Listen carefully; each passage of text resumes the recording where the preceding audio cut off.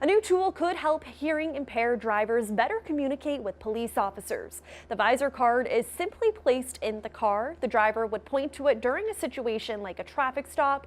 As our Brittany Schaefer explains, Worcester police say it will help law enforcement better communicate. This is the Visor card, which you place behind your visor.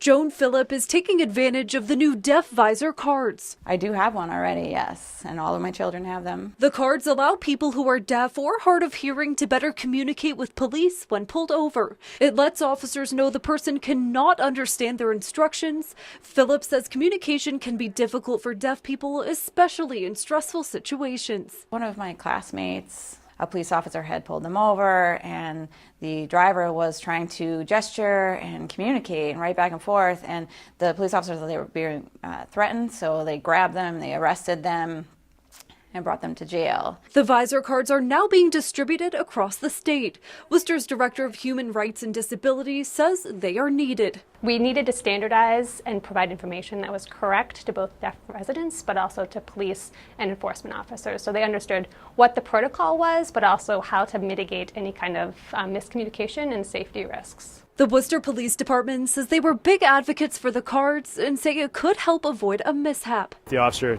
tells somebody, keep your hands on the steering wheel, and someone's not doing it, it makes the officer get nervous.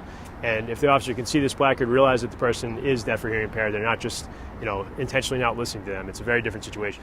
We have trained all the officers here and how to deal with the deaf and hearing impaired. Massachusetts is among only a few states who have deaf Visor cards. Safety was a major concern. It will be a great way of communicating. It's wonderful.